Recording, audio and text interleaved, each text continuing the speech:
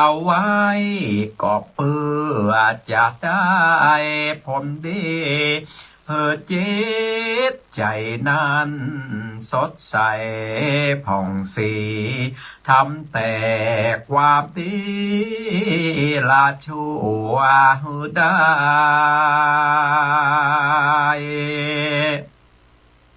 ชั่วและดีเป็นเหมือนเตียนใต้ติดตามตัวไปบ่อห้างถึงตัวเฮาตายมาลายมวยมังยังมีสิ่งอันความดีเหลือฝากเอาไว้ในโลกีว่าเฮายังไม่ดีเอาไว้อวดอ้างจะไปสวรรค์ก็ควรสารสร้างหนทางไปบนจันฟ้าฟังธรรมความดีอย่ารีรอจ้าเวลาบอดหาเฮานาอายุคนนั้นมันสั้นแต่นาบ่หูเวลาวันตายเนอเจ้าทำบุญกุศลอย่ารอฮือแก่ฮือเท่าหนุ่มสาวกิ่งเล่าฮือได้พร้อมขอโทษอ้าวไว้สานอบน้อมขอปงเข้ากอมซอใหญ่เตอูเอาไว้หลอนบ่ถูกใจก็ขอเอาไปหยบย่างก่อนก่อนและนายเฮยนะโมตัสสะภะคะวะโตอะระหะโตสัมมาสัมพุทธัสสะปัญญานาลานังรัตนันติ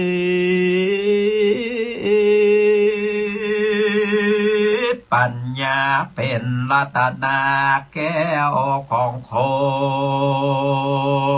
นสาธโวโดลาโสตุจานาสาปุลิสาตั้งหลายเท่าแก่ยิ่งใจเด็กขาหนุ่มน้อยหน้าตาชื่นจ้อยเจยบามยกมือสานขับไว้เมตึงบุพามาลาดอกไม้เอาวางใส่ไว้ผ่านขันจักจวนกันมามวนโมเข้าสู่สถานสืบต่อตัวตามเดิมอ่อนก่อนกี่เกิดมาจากนี้พบศาสนา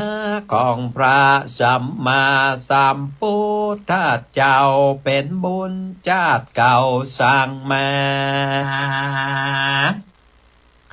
หากการากาบ่ได้เพชรนินจินดาเงินทองบาทไต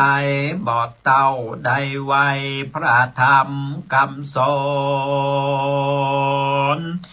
ขององค์บวรพระพุทธเจ้าฮือหายจากมืดเศร้ามัวฝากหูต่างบนต่างบาปกรรมกายหยาบนิกายจิตใจผ่องใสดังแก้วพ่อแม่ศรัทธาได้เวลาแล้วได้เวลาแล้วตั้งใจแน่ว รับฟังธรรมมาเตศนา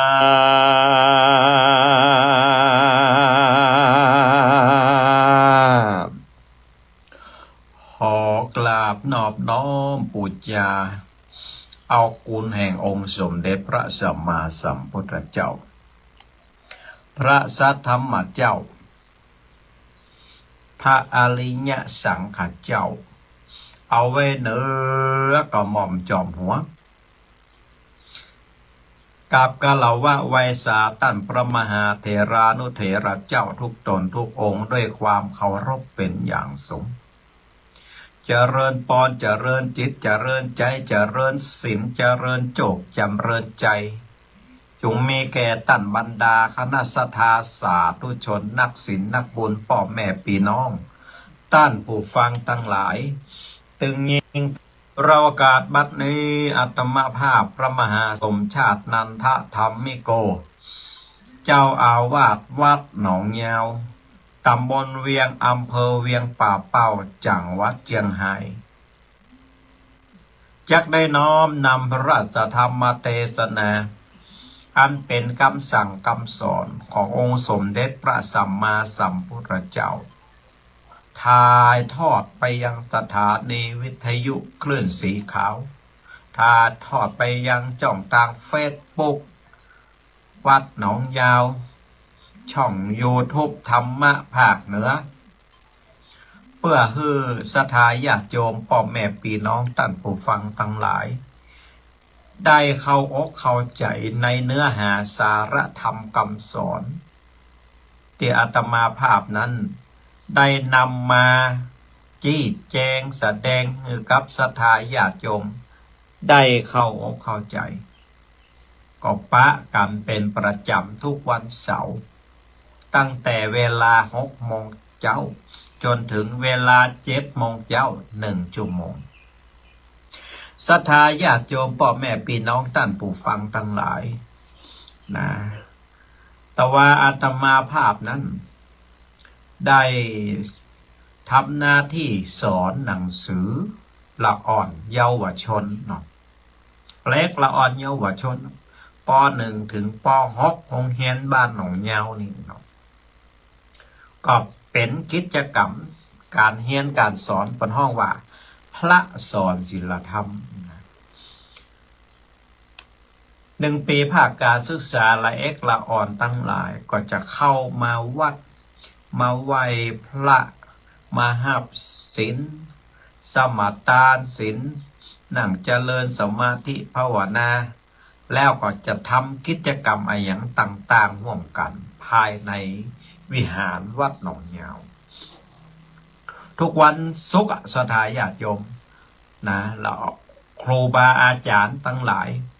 ก็จะได้นำละเอกละอ่อนตั้งแต่ป.1 ถึงป.6นำมาทำกิจกรรมอะไรอย่างต่างๆที่ภายในบริเวณวัดนะละเอกละอ่อนเขาก็จะได้มาซึมซับนะหลักธรรมะในทางพุทธศาสนาได้มาศึกษาได้มาเรียนรู้ได้มา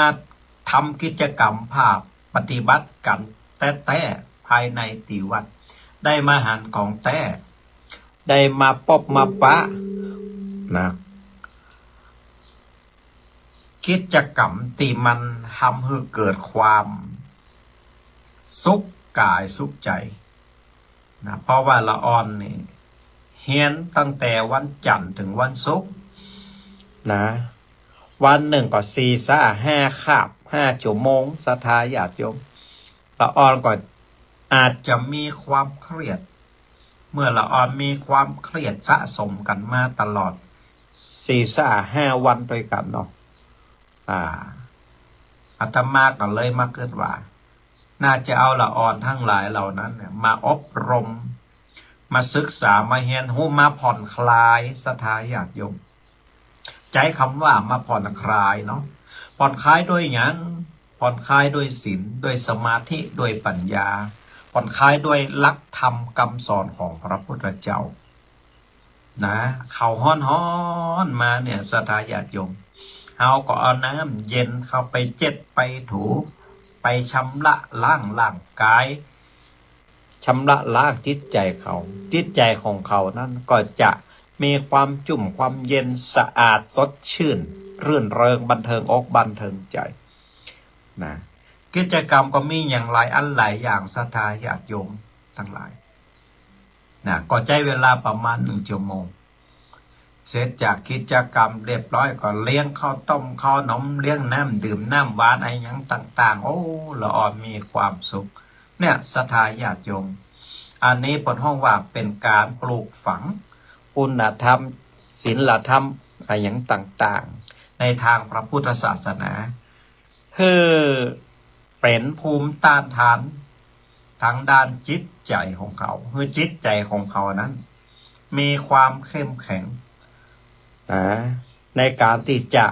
ใจรักธรรมะของพระพุทธเจ้านั้นไปใจในชีวิตประจำวันได้ในกิจกรรมต่างๆศรัทธาญาติโยมทั้งหลายต่อก็มีกิจกรรมการถามตอบปัญหาธรรมะเรื่องใดที่อยากใครรู้เรื่องใดที่อยากใครสอบถามก็ถามมาได้ตอบได้ก็จะตอบได้ก็บ่ตอบตามนั้นนะก็มีละอ่อนคนหนึ่งถามมาว่าตกลงผีมีแต่ก็หานี่อันนี้มันเป็นคำถามของละอ่อนมันใครหูเนาะศรัทธาญาติโยมนะบ่ต้องว่าละอ่อนใครหูนะอย่างคนเฒ่าอย่างโยมป่อโยมแม่ทั้งหลายก็ใครหูล่ะอายุกูมาเป็น60-70 ปีบัดเดียวนี่ล่ะโอ้กูยังบ่หันผีกำเตือนผีมันเป็นตัวอย่างใดผีมันมีแต่ก็หาตัวเจ้าพี่น้องถามตึงละอ่อนถามตึงคนเฒ่าโอ้ก็เลยบอกเงินละอ่อนไปว่าเดี๋ยววันศุกร์หน้าตลุงมีคำตอบเพิ่มนะบัดเดี๋ยวนี้ขอไปศึกษาค้นคว้าเอาติมันแต่ข้อเท็จจริงติแต่ให้ก่อนแล้วก็จะนำมามาเล่าทีหลังจากการที่อาตมาภาพได้ไปค้นคว้าศึกษาตำรับตำราในพระไตรปิฎกศรัทธาญาติโยมเมื่อมีคนถามว่าผีมีแต่ก่อตุลุงเนาะซึ่งคำถามนี้เป็นคำถามยอดฮิตนะศรัทธาญาติโยม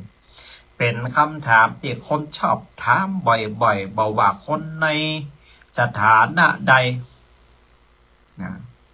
แม้กระทั่งคนในฐานะของผู้ศึกษาธรรมะและคำสอนของพระพุทธศาสนาการตอบคำถามนี้ศรัทธาญาติโยมจำเป็นจะต้องแยกคือออกระหว่างความเชื่อตามคติเจ้าบ้านกับหลักธรรมตามคำสอนของพระพุทธเจ้าซึ่งตอบตามหลักพระพุทธศาสนาในเรื่องของผีมีแต่ก่อเปิ้นอธิบายไว้ว่าในหลักการของพระพุทธศาสนานั้นศรัทธาญาติโยมผีมีอยู่ในฐานะของเปรตหรืออสุรกายพระพุทธเจ้าทรงรับรองการมีอยู่ของเปรตจริงในพระไตรปิฎกหลายตอนศรัทธาญาติโยมยกตัวอย่างเช่นเปรตวัตถุในคุถกนิกายเปิ้นได้กล่าวถึงสัตว์ที่เกิดในภูมิต่ำเปิ้นฮ้องว่าเปรตภูมิซึ่งก็เป็น1 ใน 4ของอบายภูมิศรัทธาญาติโยมอบายภูมิมีอย่างห้องอบายภูมิก็มีนรกมีเปรตอสุรกายและก็สัตว์เดรัจฉานที่พระพุทธเจ้าทรงสอนไว้ชัดเจนศรัทธาญาติโยมว่าเป็นผลของการกระทำชั่วก็คือว่าเป็นคนที่ตระหนี่ขี้เหนียวขี้คดโก งผิดศีลห้าศรัทธาญาติโยมก็เลยทำให้เกิดบาปอกุศลต่างๆในเปรตวัตถุนั้นศรัทธาญาติโยมมีเรื่องของพระมหาโมคคัลลานะมหาโมคคัลลานะนั้นสามารถจะหันเปรตด้วยทิพยจักษุและก็ยังได้เล่าเรื่องเปรตแก่ทุกเจ้าอื่นๆฟังตัวเพื่อให้เป็นอุทาหรณ์แห่งกรรมการสร้างกรรมเวรเอาไว้แต่ว่าผีตามความเข้าใจของเจ้าบ้านเฮาเนาะก็แตกต่างกันไปบางคนเจ้าบ้านเปิดใจคำว่าผีก็คือว่าวิญญาณเล่ร่อนผีบ้านผีเฮือนผีตายโหงนี่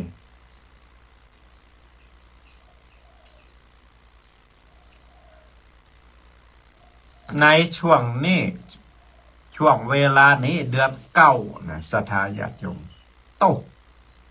ศรัทธาญาติโยมก็จะหานตามสื่อต่างๆโอ้เป็นเลี้ยงผีปุญญาเลี้ยงผีป่าผีดอยนะเลี้ยงเจ้าตีในเมืองนะเลี้ยงตีหันเลี้ยงตีนี่สปะสเปดนะสิ่งต่างๆที่เจ้าบ้านเปิ่นเลี้ยงนั้นก็เปิ่นเลี้ยงผีนอในตามคติเจ้าบ้านความเชื่อของเจ้าบ้านเพื่อที่จะบะฮือผีต่างๆนะที่เขารบนับถือกันมาในสมัยตั้งแต่บรรพบุรุษรุ่นพ่อรุ่นแม่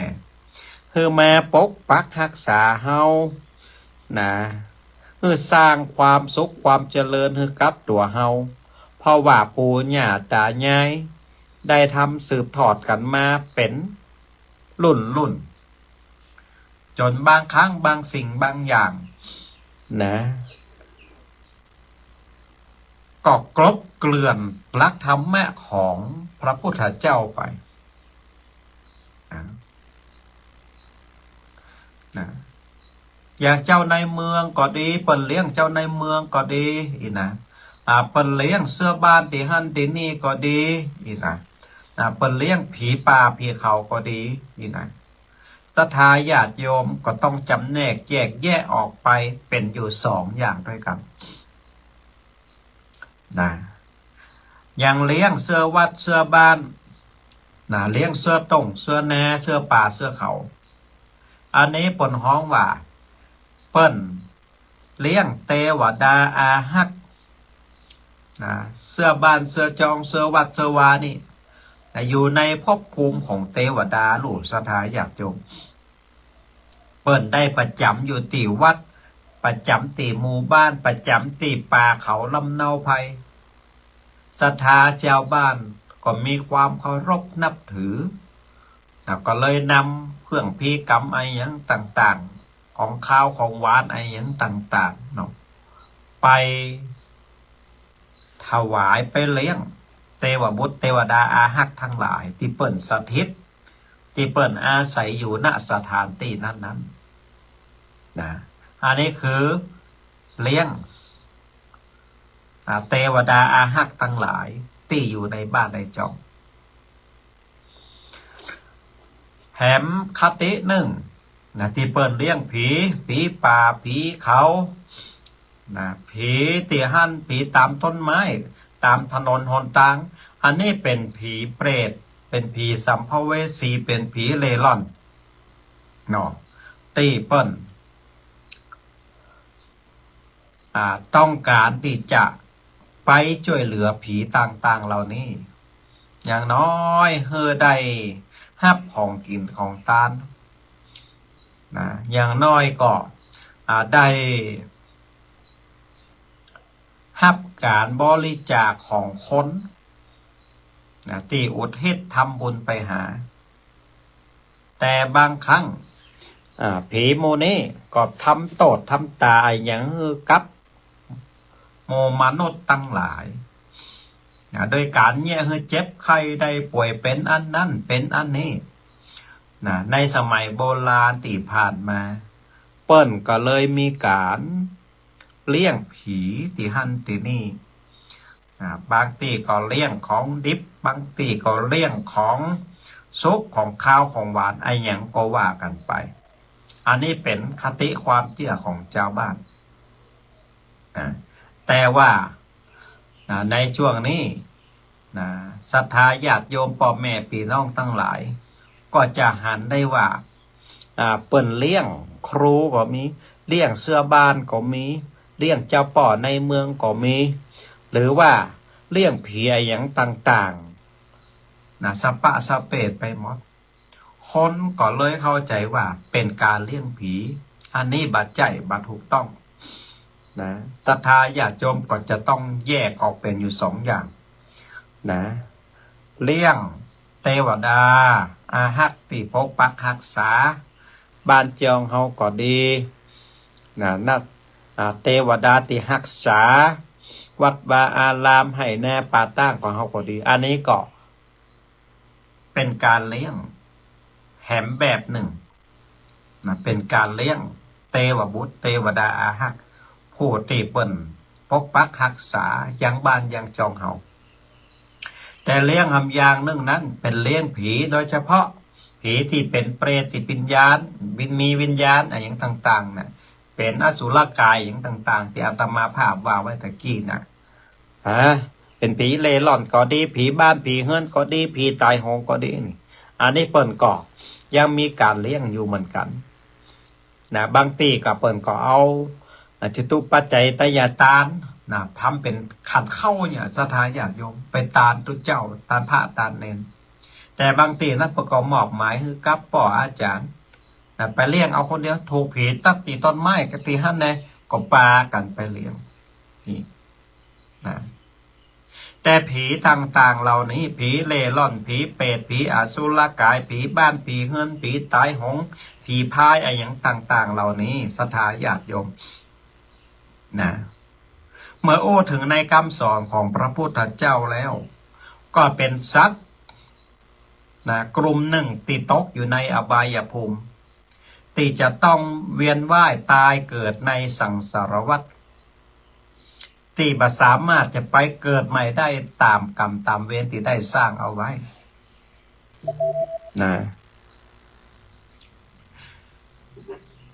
ตามหลักกรรมในทางพระพุทธศาสนาและก็ผลของกรรมในทางพระพุทธศาสนาปนห้องว่ากรรมสกตาธรรมพระพุทธศาสนาไปได้สอนให้เชื่อสิ่งที่บ่มีเหตุบ่มีผลศรัทธาญาติโยมแต่เพิ่นสอนให้เข้าใจว่าสัตว์ทั้งหลายทั้งปวงในโลกนี้เกิดตามเวรตามกรรมคนที่ทำกรรมนักก็จะตกอบาย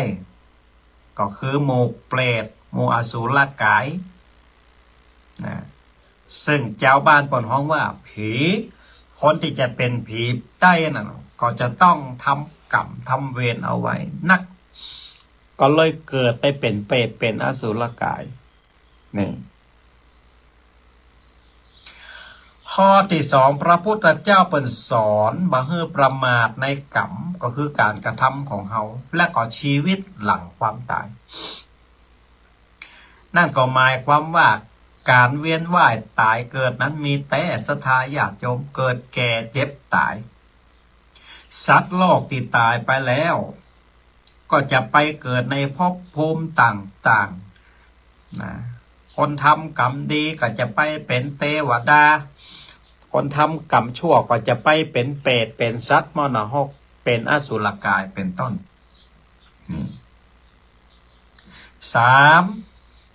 ทำไมหมู่เฮาตั้งหลายบ่หันผี บ่เคยหันผีสักเตือถ้าผีมันมีแต่พี่น้องในพระไตรปิฎกเปิ้นกล่าวเอาไว้ว่าต้องคนที่มีอภิญญาศรัทธาญาติโยมได้อภิญญาแล้วเช่นพระโมคคัลลานะนี่ สามารถที่จะหันหูหันสัตว์ในภพภูมิต่างๆได้บอกว่าภพภูมิของเปรตบอกว่าภพภูมิของอสูรกายเปิ้นก็จะหูหันได้นะแต่ปุถุชนคนธรรมดาอย่างหมู่เฮาตั้นตั้งหลายเนี่ยบ่สามารถจะหันได้ศรัทธาญาติโยมเพราะว่ามันเป็นภพภูมิที่ละเอียดเกินกว่าตาเนื้อของเฮาจะพอหันได้เนาะต้องเป็นพระอรหันต์อย่างพระโมคคัลลานะคนที่มีอภิญญาขึ้นไปถึงจะสามารถที่จะหันสิ่งต่างๆเหล่านี้ได้นี่เพราะฉะนั้นคนที่บักเคยหันผีกำเตือก็เลยบักเชื่อว่าผีมิแต่พอโอ้ยอายุเป็น70-80 ปีแล้วบัดเดี๋ยวนี้บักเคยหันกำเตือนะก็ล่างว่ากล้าบักเคยหันแน่นอนเพราะว่าหยังเพราะว่าเฮาว่าได้แตกฉานเรื่องของอภิญญาเรื่องเฮาก็เลยบาหันในภพภูมินี้แต่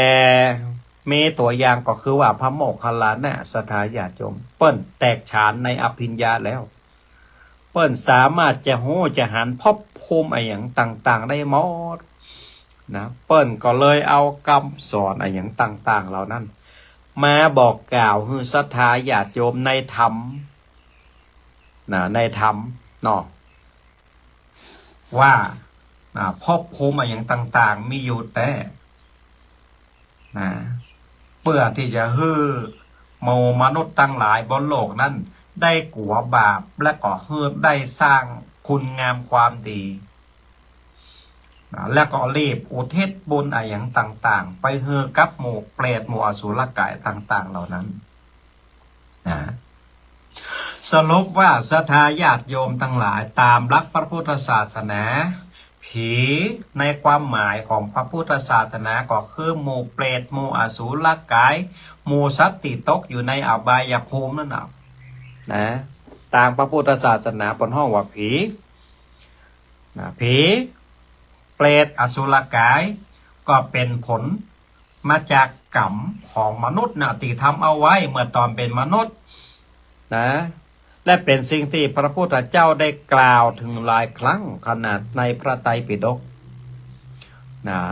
โดยเฉพาะว่าคนที่มีบุญบารมีขั้นอภิญญาตานะศรัทธาญาติโยมจะสามารถจะหันหมู่ผีหมู่เพศหมู่อสุรกายอะไรอย่างต่างๆเหล่านี้ได้นะแต่ว่าถ้าในบริบทของศรัทธาญาติโยมชาวบ้านทั่วไปเปิ้นก็ว่าเล่าสืบต่อกันมาว่าถ้าท่านมีผีเนอะก้อนไม้เขานั้นมีผีเนอะตีหันมีผีเนอะเพราะว่ามีคนหูคนหันมาก่อนนะแต่ว่ามันเป็นตัวเป็นตีนเป็นลักษณะอะไรอย่างใดก็เล่ากันไปตามจินตนาการของไผ่ของมันอันนี้คือคติของเจ้าบ้านแต่ว่าคติของพระพุทธศาสนานั้นศรัทธาญาติโยมทั้งหลาย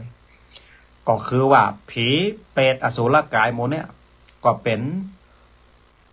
สัตว์ตีตกอยู่ในอบายภูมิก็เมื่อตะกอนเมื่อเป็นมนุษย์บัดได้สร้างคุณงามความดีตายไปก็จะได้ไปเป็นผีเป็นเปรตทุกขเวทเวทนาเป็นอสุรกายเป็นต้นนี่อันนี้ก็ถึงเรื่องของผีตอบคำถามเรื่องของผีนะตีคนเฒ่าก็ดีตีละอ่อนก็ดีได้ถามมาไว้ตุลงผีมีแต่ข้อหาก็ต้องตอบตามหลักพระพุทธศาสนาว่ามีแต่นะมีแต่มีอย่างแน่นอนแต่เนื่องด้วยว่าเฮาบาหันภพภูมิของเปิ้นภพภูมิของเปรตภพภูมิของผีภพภูมิของอสุรกายเฮาบ่สามารถที่จะหันด้วยตาเนื้อของเฮาได้ต้องเป็นตัวเจ้าหรือศรัทธาเจ้าบ้านที่มีอภิญญาขั้นละเอียดต่ออันถึงจะหันภพภูมิต่างๆเหล่านี้ได้ชัดเจนมันเป็นอย่างนี้นะอันนี้ถึงการตอบคำถามของละอ่อนนักเรียนนะแต่หมู่เฮาตั้งหลายจะเนี่ยอย่างใดที่จะบ่ฮือตกในภพภูมิต่างๆเหล่านี้ พระพุทธเจ้าทรงแสดงนะกุศลมูลนะก็คือว่าการกระทำที่เป็นบุญเป็นกุศลที่จะบังเฮ่อโมมวลมนุษย์ทั้งหลาย เข้าสู่ความเป็นอบายภูมิบังเฮ่อตกมรณะนั่นก็คือทำกายทำวาจาและก็ทำจิตของเราเพื่อปราศจากความชั่วร้ายทั้งหลายศรัทธาญาติโยมกายกรรมวจีกรรมมโนกรรมนี่อกุศลมูลทั้งสามข้อนี้จะทำให้โมเฮาตันทั้งหลายไปสู่ความเป็นผีเป็นเปรตเป็นอสุรกายแต่ถ้าเฮาทำนะกรรมดีวาจาดีจิตใจดีนะสิ่งต่างๆเหล่านี้ก็จะดลบันดาลให้โมเฮาทั้งหลายไปเกิดในสวรรค์ชั้นฟ้าหรือว่าสุคติภูมิฉะนั้นสามข้อง่ายๆนะสร้างกุศลบุญสร้างคุณงามความดีให้นักที่สุดเฮาก็จะขึ้นไปสู่สุคตินะงดเว้นจากอกุศลกรรมก็คือกายกรรมวจีกรรมมโนกรรมทั้งหมดนะกรรมตั้งกายกรรมตั้งวาจากรรมตั้งจิตตั้งใจนี่เว้นให้หมดศรัทธาญาติโยมและเฮาก็จะได้ไปเกิดที่อบายภูมิถ้าเฮามาเว้นนี่นะเฮาจะได้ไปเกิดอบายภูมิก็จะเป็นผีเป็นเพศเป็นอสุรกายตามหลักการของพระพุทธศาสนานี่บางโพบางตันโอ้น้องอีปออีแม่ใหญ่จนปานนี้แล้วยังบักเคยหันคำเตือนจะหันได้อย่างใดนะเพราะว่าจิตใจของเฮาตันทั้งหลายนะยังบละเอียดปอนะบ่สามารถที่จะหันภพภูมิอย่างต่างๆด้วยตาเนื้อได้เพราะว่ายังบ่ได้อภิญญาญาณจิตใจของเฮานั้นยังมีความเจือปนด้วยกิเลสอย่างต่างๆอยู่สปะสเปดมันก็เลยบ่ฮู้บ่หันในภพภูมิอย่างต่างๆทั้งที่ความเป็นจริงแล้วพระพุทธเจ้าเปิ่นตัดเอาไว้ในพระไตรปิฎกนะภพภูมิของเทวบุตรเทวดามีแต่ภพภูมิของมนุษย์มีแต่ภพภูมิของพรหมมีแต่นะแล้วก็ภพภูมิอบายก็คือเปรตอสุรกายสัตตะเดรัจฉานอย่างต่างๆมีแต่เปิ่นได้แสดงเอาไว้เรียบร้อยแล้วแต่ละว่าหลังจากที่เวลาผ่านไปเฮาตันทั้งหลายก็บ่เชื่อสิ่งต่างๆเหล่านี้มองว่าเป็นกรรมโอกรรมจากรรมสอนตีทายทอดสืบทอดต่อกันไหมก็เลยบ่มีความเชื่อเมื่อบ่มีความเชื่อก็เลยบักกลัวกรรมกลัวเวรก็เลยสร้างกรรมสร้างเวรสร้างกรรมทั้งด้านกายวาจาและก็ตั้งจิตตั้งใจสปะสเปดสิ่งต่างๆเหล่านี้มันก็จะจักนำจิตดวงวิญญาณของหมู่เฮาทั้งหลายไปเกิดในอบายภูมิเป็นเปรตเป็นอสุรกายเป็นผีในที่สุดศรัทธาญาติโยมฉะนั้นใจสื่อเฟซไลน์อย่างต่างๆเหล่านั้นวิเคราะห์วิจารณ์อย่างต่างๆก็ใจสติสัมปชัญญะให้ดีที่สุดต่างที่ดีบ่ต้องไปคอมเมนต์ต่างที่ดีก็บ่ต้องไปว่ากล่าวอย่างไปสักอันสักอย่างศรัทธาญาติโยมไผ่ทำกรรมอันใดก็ต้องได้รับผลกรรมอันนั้นศรัทธาญาติโยมง่ายๆก็คือว่าบ่ต้องไปยุ่งกับกรรมกับเวรของเปิ้นบ่ต้องไปยุ่งกับการกระทำของเปิ้นนะแต่ศรัทธาบางผู้บางตันไปว่าเปิ้นวิพากษ์วิจารณ์เสียหายนะบางคนนี่ก็โต้นะว่ากรรมบดีกำหยาบพลุสวาจาอย่างต่างๆเขียนลงไปในเฟซในไลน์สปะสเปดศรัทธาญาติโยมอันนั้นแหละเป็นกายกรรมเป็นวจีกรรมมโนกรรม มันก็จะแง่เฮาปุ่นเนอร์ตายไปนี่นะสะสมเข้าตายไปโอ้ก็ลงอบายภูมิเป็นผีเป็นเปรตเป็นอสุรกายในที่สุดเนี่ยมาแจเรื่องบาให้บาดีนะสถาญาติโยมเฮาหันตั้งสื่อเฮาบริโภคสื่อข้อมูลข่าวสารตั้งทีวีตั้งเฟซบุ๊กตั้งยูทูบอย่างต่างๆฟังหูไว้หูสถาญาติโยมจะไปเชื่อนะเพราะว่าบางสิ่งบางอย่างตีตาเฮาหันในสื่อในเฟซในข่าวอย่างต่างๆเหล่านั้นมันมีข้อมูลข้อเท็จจริงอะไรทำไมไอ้อย่างใดเฮาก็บ่ฮู้ตื่นลึกหนาบางใจปัญญาของเฮานั้นพินิจพิจารณาบัดต้องไปเขียนบัดต้องไปว่าดักปากอยู่หั่นตาหันก็ฮู้ว่าตาหันนะมืออยากสัมผัสก็ฮู้ว่ามืออยากจะสัมผัสเอากายเอาใจอยู่กับเนื้อกับตัวของเฮาฝึกสติพุทโธพุทโธพุทโธพุทโธอยู่กับลมหายใจของเฮาตลอดนี่เฮาก็จะกลายเป็นคนที่ทำกรรมดีวาจาดีจิตใจดีแต่ถ้าเฮาเข้าไปยุ่งไปเกี่ยวไปโพดไปว่าอย่างสะปะสะเปดเฮากำลังสร้างกรรมชั่วก็คืออกุศลกรรมที่เกิดขึ้นกับตัวเฮาอยู่นะเพราะฉะนั้นก็เป็นเรื่องที่สมัยใหม่เป็นเรื่องที่สังคมปัจจุบันก็กำลังทำกันอยู่นักสถาญาติโยมนะบอกว่าจะเป็นข่าวตุเจ้าก็ดีบอกว่าจะเป็นข่าวเจ้าบ้านก็ดีนะบอกว่าจะเป็นข่าวต่างๆอย่างต่างๆที่มันเกิดขึ้นในโลกนี่ก็ดีนี่นะห้ามต้องไปวิพากษ์วิจารณ์ต้องไปว่าอย่างนะปล่อยให้มันเป็นไปตามกรรมก็คือการกระทำของมนุษย์กรรมก็คือสิ่งที่มันเป็นธรรมชาติปล่อยให้ธรรมชาติจัดการไปตามสภาพของมันสถาญาติโยมเพราะ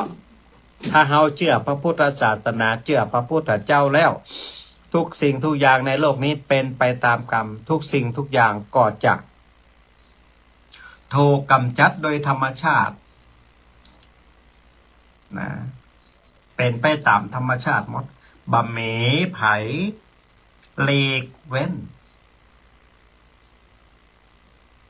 ไปจากกรรมบะเมไผเว้นจากธรรมชาติได้สถาญาติโยมเอาละอันนี้ก็คงจะเป็นเนื้อหาสาระเล็กๆน้อยๆตีนำมาฝาก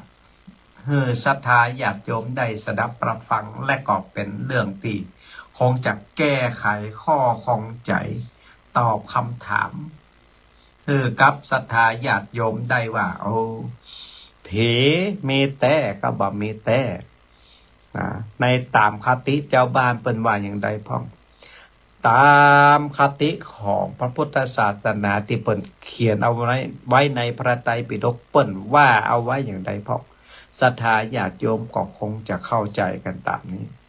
เพราะฉะนั้นอย่าได้ประมาทนะศรัทธาญาติโยมลิงรีบเร่งสร้างกรรมดีวาจาดีจิตใจดี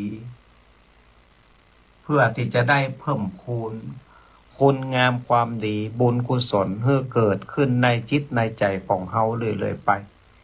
ถ้าบ่อันแล้วศรัทธาญาติโยมทั้งหลายนะอบายภูมิภพของผีของเปรตของอสุรกายก็จะเกิดขึ้นกับตัวเฮาในที่สุดศรัทธาญาติโยมเอาละนะคงจะได้โอจาธรรมะกับศรัทธาญาติโยมแต่เพียงเท่าอีกศรัทธาญาติโยมที่อยู่ทางบ้านทางจองฟังอยู่สถานีวิทยุตอนนี้ต่อไปอาตมาภาพก็จะได้รับสายหน้าใหม่จากศรัทธาญาติโยมนึกเบอร์โทรศัพท์บัดหนองยาว082 049 6971 082 049 6971ศรัทธาญาติโยมที่อยู่เชียงใหม่เชียงไฮ้พะเยาลำพูนแปรน่าน นะอยู่ที่ไหนก็ดีได้ฟังแล้ว ก็โทรศัพท์มาได้0820496971และขออนุโมทนาบุญศรัทธาญาติโยมติดตามทางเฟซณเวลานี้ มีคนพออยู่4 คนด้วยกันศรัทธาญาติโยมนะถ้าฟังบาตันก็ไปฟังย้อนหลังเอาตัง YouTube ก็ได้ศรัทธาญาติโยมนะกดตังเฟซบุ๊กก็ได้นะส่วนศรัทธาญาติโยมตีได้ร่วมอนุโมทนาบุญถวายกาน้ำกาไฟแม่นะอาตมาภาพก็ขออนุโมทนาบุญเป็นอย่างสูงบางครั้งก็ไปปะกันตีหันตีนี่ศรัทธาญาติโยมก็บ่ได้เขียนซองบ่ได้เขียนอะไรอย่างเนาะท่านก็ประจำชื่ออีบ่อยแม่นะก็เลยประกาศบอกบุญขอบอกขอบใจศรัทธาญาติโยมเนาะตั้งสถานีนี่ก็แล้วกันนะปัจจัยก็อาตมาภาพก็จะไปจ่ายเป็นการน้ำกาไฟก็ว่ากันไปเนาะสายที่หนึ่งโทรเข้ามาแล้วเจริญป้อนไปสาครับพระอาจารย์ปนานประสิทธิ์น้อยนะแดงครับนึงโอ้ปอยนานแฟนครับมาแล้วสัญญาชัดเจนเขาอีนานอยากชัดเจนเลยครับฟังตลอดตั้งแต่อันต้นถึงจบเนี่ยโอ้สาธุอนุโมทนาเข้าใจเรื่องนั้นเรื่องผีเรื่องเป็ดเรื่องวิญญาณอยู่นอกก่อนเนาะครับเข้าใจอยู่ครับเพราะโอ้ยนานเคยป้าก็ป้าแต่ปอบอกว่าเคยป้าครับในวัดเขาเคยทำทีอย่างทุกอย่างได้เขาจะได้ครับเนี่ยเป็นไปแก้บนแก้บ้านเขาก็ขึ้นงานนั้นนี่แต่เห็นเคยแยกกันแต่ว่ามีอยู่ตัวครับมันแล้วใจเขาเนาะครับมันแล้วใจเขาคือมันสบายอกสบายใจเปิ้นเลี้ยงอย่างแล้วทำอย่างแล้วก็ดีกันไปก็ว่ากันไปเนาะครับตามประเพณีนะครับอาจารย์ครับเนาะแต่วันนี้ก็เพิ่มเติมเสริมความรู้แหมสักเล็กสักน้อยว่ามันเป็นอย่างอีเนครับยังชัดเจนยังแจ่มใสครับเนี่ยเอาละจ้าทุกโมตนากำลังใจให้อาจารย์ครับขออยู่ดีมีสุขมีลมใจแก่พอกลับไปครับฝากที่นี่ครับอาจารย์ตูต่อไปแหมหนึ่งสายเจริญพรสายเราเนอะจากช่างได้ฮะสิงแก้วกระทงแก้สิงแก้วกระทงเด้อเอาสัญญาณชัดเจนก่อนแม่ชัดเจนจัดดีเด้อเข้าใจก็ธรรมะวันนี้เข้าใจกาเข้าใจตอนนี้ก็คงจะได้เชื่อกันแล้วเนาะนี่จะได้ฮู้กันแล้วเนาะว่ามีแต้ก็จะได้ฮู้กันแล้วเนาะคำนี้เนาะฮู้ละที่แม่ว่ามันอยู่ที่ใจเขากล้าใจเขามันหลอกกว่าเก่าแหละเนี่ยเนาะความจริงมันจะมีหูแบบมีหมูเขากับว่าผีหลอกนี่เนาะนั่นแหละก็เลยกลัวเลยว่าเป็นผีละอ่อนก็เลยได้ยินกันละอ่อนจากเงี้ยไปก็เลยกลัวมันมีแต่แก่เนี่ยจ้ะละอ่อนก็ต้องถามละอ่อนมันก็อันโดนจุมาตัวอ่ะเนาะแม่ไปหันนะระวังผีเด้อเนี่ยระวังผีหลอกนะเนี่ยแล้วละอ่อนมันก็ถามกับละอ่อนมาสมัยประเดี๋ยวเนี่ยเนาะแม่มันถามกับต้นลมมีแต่ก็หาอย่างละอ่อนมันไข่โหไงแม่น่ะเอาละจ่าตกจ่าตกหมดต่อไปแฮมหนึ่งสายเจริญป้อนแต่ว่าสาถามหาเจ้าไม่ไรเนอะฟังดูสัญญาณชัดเจนนะไม่ไรเนาะเจนเจ้าจะได้กับโมทนาบุญรักษาสุขภาพตัวนั้นไม่ไรเนอะทำสัมภาษณ์กันเหมือนกันเนอะจ้าโตโมทนาต่อไปแหมหนึ่งสายเจริญป้อนฮับสายแล้วเนอะเจริญป้อนตอนนี้มาสักการเจ้าฟังอยู่เจ้าโอ้ฟังจากทางใดโยมแม่ศรีโพธารามเจ้าศรีโพธารามอำเภอไหนอำเภอสระปีเจ้าอำเภอสระปีโอ้สัญญาณชัดเจนหน่อยสังสระปีโยมแม่เจ้า ชัดเจนดีเจ้าละจ้าตุโมทนาบุญเนอะจ้าตุโอ้วันนี้อำเภอเชียงปีก็โทรมาอาจจะเลินป้อนครับไว้จ้าครับบนทำสัญญาณชัดเจนก็หาบ้านเฮาชัดเจนดีครับวันนี้นะผมมีตกมีขาดจังถ้ามันอากาศมันสว่างสวัยอย่างอี้นะมันจะมันก็จะดีให้สัญญาณนะแม่นแต่ถ้ามันบดมืดฟ้าฝนหน่อยอันนี้ก็ต้องนักแก่ของมันจะรู้กักเพราะว่ามันใจส่งสัญญาณตั้งอากาศเนาะเฮาบ่ฮู้บ่หันมันได้ตั้งคลื่นเนาะครับเอาละโมทนาปอบบุญธรรมเนาะครับไว้จ้าครับโตต่อไป0820496997จะเลินป้อน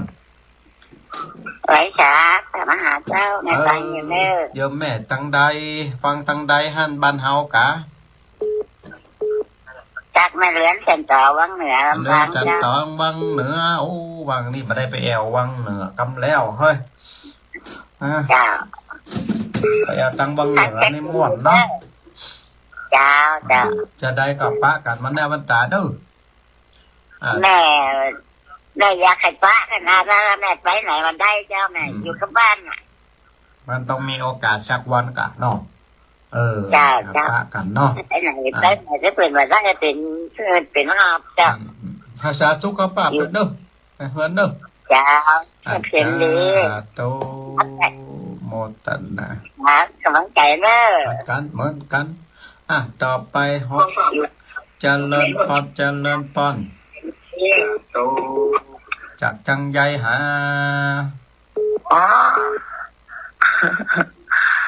ติดแล้วไหว้สาเจ้าแม่จากจังใยตังเชียงใหม่เจ้าเชียงใหม่อำเภออย่างแม่อำเภอเมืองเนี่ยค่ะอำเภอเมืองนี่เนาะวันนี้วิทยุฝ่ายเห็นเป็นลิงสัญญาณไปแหกก้านี่อยู่เชียงใหม่อยู่ที่นี่ค่ะสีแยกไฟหลวงเนี่ยค่ะหนูจะได้กับจะโมตันนาบุญเนอะได้พบได้ปะกันเนอะเจ้าติดตามทุกอย่างปฏิบัติตัวอย่างทุกอย่างนะและขอบคุณพระมหาด้วยนะเจ้าโอ้โหเรียนมันตามแต่นะเจ้าอันพระมหาเจ้าอันเบอร์นี้อันโอนก้านักเขาไฟได้มาก่อนเจ้าเบอร์นี้ออนมันได้แม่เบอร์นี้ออนได้เดี๋ยววันหน้าวันตาได้ปะกันก็ให้ก็หอมกันเอาเนาะเจ้ามันมีละออนอันหลานมันไปอยู่เวียงป่าเป้าเจ้าวันหน้าวันตาปะกันก็ให้ก็หอมก็ห่วงทำบุญกันเอาเนาะวันนี้ขอไว้หาเจ้าพูดแต่เฟซเต็มอย่างเนี้ยโลดยิ้มตายเลยเจ้าที่แม่ก็ติดตามทางเฟซเนอะเฟซวัดหนองยาวอีเนอะดีขอกราบขอบพระคุณเจ้าจ้าโตต่อไปแหม1สายเจริญปอนจับใบสาขันพระมหาเจ้าจากจังใยหาแม่สิกูลสันทุละบ้านหนองรองลำปางเจ้าแฟนคลับเจ้าเดิมโทรมาละชัดเจนนะแม่ลำปางบ้านเฮาชัดเจนจัดดีเจ้าเข้าใจดีเจ้าเข้าใจแล้วเนาะคำนี้เนาะผีมีแต้มแต่ของหู้กันแล้วนะคำนี้เนาะเจ้าจะได้กับอนุโมทนาบุญที่ฟังคำกันเนาะเป็นกำลังใจเจ้าโตต่อไป0820496971แหม1สายโทรมาเจริญพรนมัสการเจ้าพระอาจารย์เจ้าจากทางใยหาแม่ชีวันลั่นกันโต่งลำปางเจ้าลำปางวันนี้พี่น้องลำปางโทรมาหมักวงหลงหลายอนุโมทนาบุญสัญญาณชัดเจนหน่อยแม่เนาะชัดเจนดีเจ้าวันนี้ไปทางไหนพ่อวันนี้ก็ได้ไปเจ้าแม่ก็สบายไม่เป็นมะเร็งเจ้าเป็นโรคธรรมชาติเนาะเป็นโรคธรรมชาติทั่วโลกเป็นกันขนาดว่าบ้านเปิ้นว่าบ้านเฮาก็เป็นไปตามสภาพธรรมชาติของมันนะโยมแม่เนาะคือกำลังใจโยมแม่เนอะขอบคุณเจ้าปัญหาอยู่ดีมีสุขเด้อ อาจารย์โตเอาละศรัทธาญาติโยมเวลาหมดเวลาหนึ่งสายเจริญป้อนไหวสาเจ้าท่านมหาแม่บัวลอยเจ้าแม่บัวลอยโอ้เจ้าเก่าเจ้าเดิมแฟนครับตามทำตัวกันมาชัดเจนกับแม่สัญญาณเจ้าชัดเจนดีเจ้าโอ้ได้ฟังสีหูวันนี้ไปทางไหนพ่อวันนี้โอ้อีแม่ไปไหนเฝ้าบ้านอย่างเดียวบ้านเฝ้าจองแหวเจ้าไปหันไปนี่กับพิษแม่แถวเด้อได้เจ้าโควิดระบาดทั้งลำเดียวเนี่ยพิษแม่พิษยังใส่แม่ใจยังเจ้าเอาละจาตุโมตนาเจ้าสาธุเอาละคงจะหับสายนาไม้ศรัทธาญาติโยมแต่เพียงเต่าอีก่อนเนาะบางครั้งศรัทธาญาติโยมก็ติดตามทำตัวกันมาตั้งแต่ตาเจ้าล่ะฟังครูบาอาจารย์ทุกตนทุกองค์ก็ได้ความรู้ตนนั้นน้อยตนนี้น้อยสิ่งใดที่เป็นความรู้ความเข้าใจก็นำไปใจให้มันเป็นประโยชน์สิ่งใดที่เป็นน้ำท่วมทุ่งศรัทธาญาติโยมก็ทิ้งก็ขว้างไปเหียเพราะว่าทุกสิ่งทุกอย่างสรรพสิ่งทุกสิ่งทุกอย่างในโลกนี้มันถูกธรรมชาติจัดการเอาไว้เป็นที่เรียบร้อยแล้วหมู่เฮาท่านทั้งหลายบ่สามารถที่จะหลีกหนีธรรมชาติได้ทุกคนต้องเป็นไปตามธรรมชาติธรรมชาติก็คือธรรมะนั่นเองศรัทธาญาติโยมทุกคนต้องเป็นไปตามธรรมะเกิดแก่เจ็บตายเป็นนั่นเป็นนี่เป็นโรคเป็นภัยเป็นสปะสเปดที่มันเกิดขึ้นกับร่างกายของเราก็เป็นไปตามธรรมชาติของมันเป็นไปตามธรรมของมันฉะนั้นเราเอาธรรมะเข้ามาใส่จิตใส่ใจเอาธรรมะอยู่ในดวงกมลหัวอกหัวใจของเราทำจิตทำใจของเรานั้นคือมีความสดใสคือมีความผ่องใสอย่าได้เครียดอย่าได้วิตกกังวลปล่อยให้มันเป็นไปตามธรรมชาติของมันคนที่เป็นโรคภัยไข้เจ็บก็ดีบาเป็นก็ดีทุกคนก็จะต้องเป็นไปตามธรรมะเป็นไปตามธรรมชาติเหมือนกันฉะนั้นคือรีบสร้างคุณงามความดีคือมีศีลห้าอยู่กับตัวละเว้น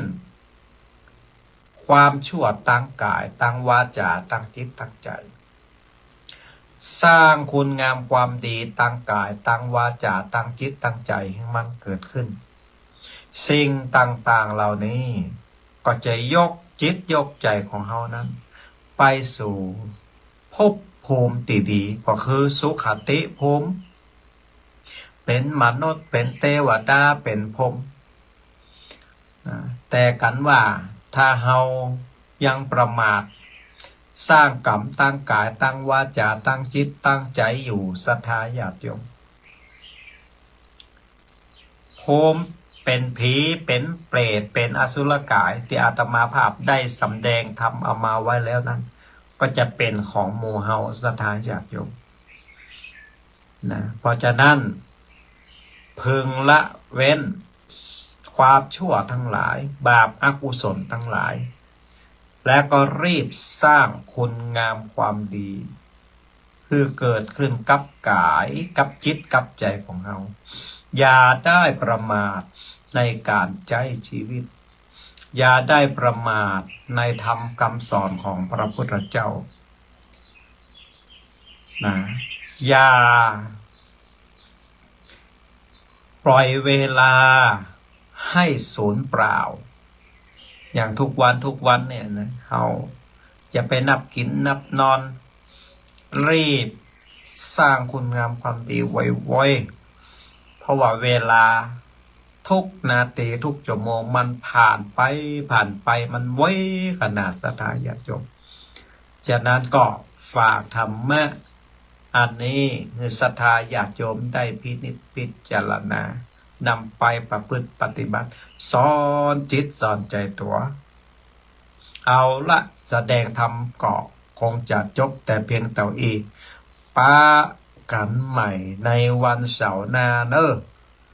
เจริญปอนจาตุจัตตาโลธรรมาวัฏทันติอายุวันโนสุขังปะลัง